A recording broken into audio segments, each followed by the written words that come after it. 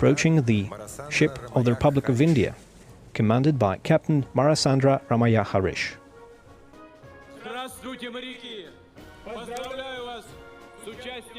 Greetings, sailors. Congratulations on your participation in the Navy Day. President Putin ने grand welcome दिया है, एक ऐसा वार्म वेलकम, ग्रैंड वेलकम। तो रूसी राष्ट्रपति व्लादिमीर पुतिन खुद स्वागत करने पहुंचे, भारतीय नौसेना को सलामी दी। भारत का 6.21 लाख करोड़ तकरीबन 75 अरब डॉलर का दिफाई बजट, ये एक बहुत बड़ा मैसेज है। किस किस के लिए, ये हम आपको पहले बता चुके हैं। पूरी दुनिया के लिए ये एक मैसेज है कि रशिया और इंडिया ऐसे एक साथ खड़े हैं। पुतिन साहब, कोई भी ऐसा फोरम होता है, इंटरनेशनल फोरम, जहां पे इंटरनेशनल आइज होती है, वो 1, 2 से 4 मिनट का मोदी जी की प्रशंसा में गढ़ देते हैं कसीदे। और वो क्यों करते हैं? वो मैसेज देते हैं वर्ल्ड को कि अगर मोदी बात करेगा, लेकिन थ्रेट वहीं का वहीं मौजूद है। सो लिहाजा भारत की जो पॉलिटिकल लीडरशिप के जो स्टेटमेंट्स हैं उनको सीरियस लेना चाहिए। इसकी वजह यह है कि जो दुनिया के फाइनेंशियल इंस्टीट्यूशंस हैं वो ये कहते हैं कि अगर इस दौर में कोई इकोनॉमी ग्रो कर रही है तो वो इंडियन इकोनॉमी। आपने ये भी देखा कि फ्रांस में आतंकी हमले हुए हैं जिसमें पाकिस्तानी पकड़े गए हैं। भारत के जो मिनिस्टर फॉर एक्सटर्नल अफेयर हैं, उन्होंने शंघाई कोऑपरेशन ऑर्गेनाइजेशन की मीटिंग हुई अस्ताना के अंदर, वहां पाकिस्तान के खिलाफ बड़े हाईएस्ट लेवल पे इल्जामात लगाए। बड़ी गहरी इनकी वो दोस्ती जो अब और भी ज्यादा स्ट्रेंथन हुई इस टूर के बाद। हेलो फ्रेंड्स, जय हिंद। हिंदुस्तान स्पेशल में आपका स्वागत है दोस्तों। भारतीय नौसेना की आईएनएस ताबर रूस के नौसेना दिवस समारोह में भाग लेने के लिए रूस पहुंची। इस मौके पर रूस के राष्ट्रपति व्लादिमीर पुतिन ने रविवार आईएनएस ताबर पर सवार भारतीय नौसेना कर्मियों का स्वागत किया और उन्हें इस समारोह में शामिल होने पर बधाई दी है। रूस के नौसेना दिवस समारोह में भाग लेने के लिए आईएनएस ताबर सेंट पीटर्सबर्ग पहुंची। इस दौरान रूसी राष्ट्रपति व्लादिमीर पुतिन ने सेंट पीटर्सबर्ग में नेवा नदी पर नौसेना परेड की समीक्षा की और नौसेना के नाविकों को बधाई भी दी। पुतिन के इस खास अंदाज का वीडियो सोशल मीडिया पर जमकर वायरल हो रहा है। रूसी नौसेना साल 2017 से नौसेना दिवस के मौके पर परेड का आयोजन करती है। इस साल रूस के नौसेना दिवस कार्यक्रम में 20 रूसी सतह जहाजों, गनबोटों, 4 नौकेन जहाजों और 1 पनडुब्बी ने भाग लिया। इसके साथ ही भारत के आईएनएस ताबर, अल्जीरिया के प्रशिक्षण जहाज सोमम और चीन के जियाओजुआ ने भी समारोह में भाग लिया। ये एक बहुत बड़ा मैसेज है। किस किस के लिए, ये हम आपको पहले बता चुके हैं। पूरी दुनिया के लिए ये एक मैसेज है कि रशिया और इंडिया ऐसे एक साथ खड़े हैं। बड़ी गहरी इनकी वो दोस्ती जो अब और भी ज्यादा स्ट्रेंथन, ये सब पहले से तय था जो ये हुआ है। अब हम अगर ये कहें कि इसमें जहां हम बात कर रहे हैं चाइना की, अमेरिका की, वेस्ट की, लेकिन पाकिस्तान की भी तो हम बात कर रहे हैं ना। वो तो छोड़ ही दें, वो तो मैंने पहले भी, अब मेरी पिछली वीडियो देखी उसके अंदर वो जो एंगल्स हैं उसके ऊपर मैंने बात कर ली। तो पाकिस्तान के प्राइम मिनिस्टर तो ये सोच रहे होंगे कि जनाब मुझे तो आज तक कभी इन्होंने जो है वो, मैं तो सोच भी नहीं सकता कि प्रेसिडेंट पुतिन मुझे इस तरह का वेलकम करेंगे। पाकिस्तान के प्राइम मिनिस्टर तो सोच भी नहीं सकता कि उसको वेस्ट का या रशिया का या किसी और ऐसे कंट्री का कोई प्राइम मिनिस्टर इस तरीके से वेलकम करेगा। और इसकी वजह साफ है।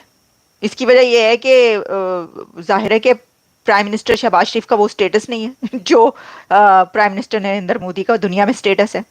जो स्टेटस इंडिया का है वो स्टेटस पाकिस्तान का तो नहीं है ना।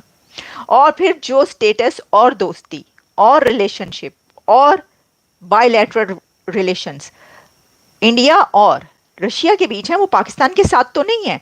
यानी वो तो ऑपोजिट्स काम है। अगर आप देखें, पास्ट देखें, दोनों कंट्रीज, चारों कंट्रीज को अगर आप देखें और पास्ट देखें पाकिस्तान और रशिया का, तो वो तो दुश्मनी थी ना बाकायदा। आप तो कल को चाबी टाइट कर दोगे कि भाई हम नहीं देंगे। आपने तो F-16 अभी पाकिस्तान का रिफर्बिश किया है भाई, अमेरिका ने, पुराना हो गया था तब तो हमने तो नहीं एक्सेप्शन किया। भाई आप कर ही रहे हो अपने हिसाब से जो आपको करना होता है। सो बॉटम लाइन ये कि जो इंडिया का मन होगा रशिया से करेगा, लेकिन मुझे लगता नहीं ये ऑप्टिक्स है। ये ठीक है, ये एक साथ में गए थे तो वो ऐसे कुछ सिग्नेचर किए जाने चाहिए ही थे, वो तो ऐसे भी हो जाता। लेकिन मोदी जी को स्पेशल बुलाया गया। फखर भाई देखिए, ये 2 साल से चल रहा है।